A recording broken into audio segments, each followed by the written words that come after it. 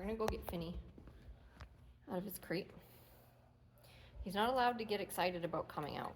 And man, does he get excited. So this is good. But if he gets worked up, if I get closer, if he paws at this, that's a no-no. So if he starts whining and escalating and hopping around, that's a big no-no. So we can't allow that. And I can't even explain how critical that is for Finny. So we don't allow that with any dog, right? Because we kind of have the same baseline rules for most of the dogs here. Although it does change a little bit. So right now, you see his coping mechanism is just kind of squirming around. Hey. And I can just use kind of a firmer tone to sort of help him settle a little bit. So I kind of wonder if he's scratching at the ear, because I think he had an ear thing before he came in. But anyway, I'll look into that. Finny tends to be really kind of excitable, and also he gets kind of like nervy and defensive. Like he gets startled, he gets concerned in certain very specific scenarios right now, but that could also start to expand and become a real handicap for him. So like if you're putting eardrops in, we know that's no good because he bit the vet doing that, and his owner. And you know, when we were fitting him for collars and sort of moving them around and tightening them up, he also tried to bite Joyce and me. So but that's because he's in this hyper aroused state, right? And so if you allow the brain to always be completing that circuit of trigger, arousal, trigger, arousal, trigger, arousal, and just staying in that state and not learning how to control it, how to shut it off, then you're going to struggle a lot with the biting stuff, right? Because he's always going to feel that, oh my God, oh my God, oh my God, because he's so aroused.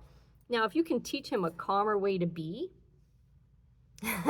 and to kind of go through the world and how to control that arousal, now you stand a real chance at actually desensitizing him to this stuff.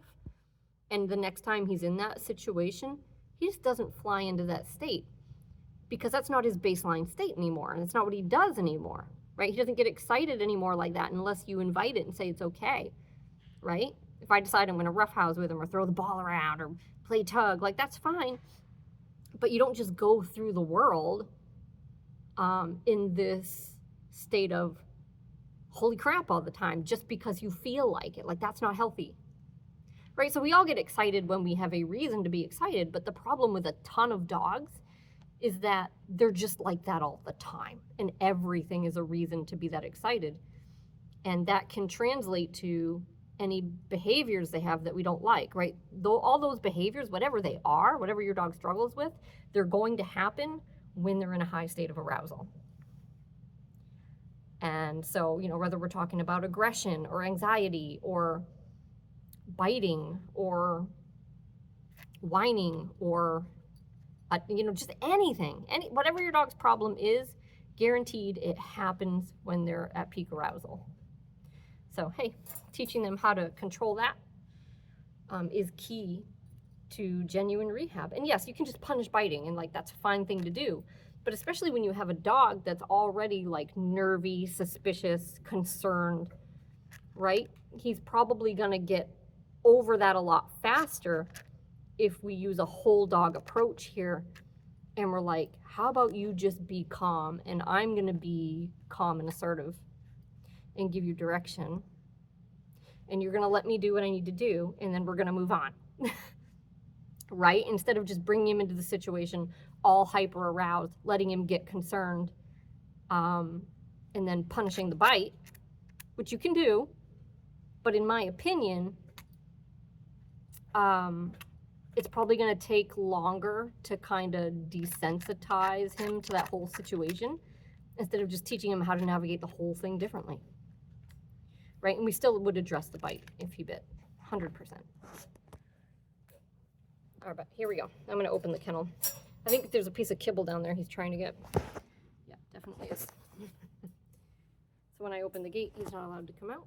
There's no whining. This is fantastic. All right, you ready, Finny? We're gonna put his collars on him before we invite him out. No. So I like to leave it open and just give him a minute and see what he does, right? Let the dog make choices, such a critical part of dog training, right? A lot of people are too fast to be like, do this, do that, do this, do that, do this, do that.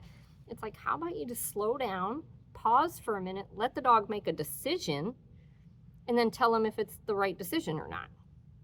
Good, right? So this is a great decision. Good. I don't know, you got a fuzzball in there? Don't eat fuzzballs. Goodness. All right, now I'm gonna take him out. We're gonna go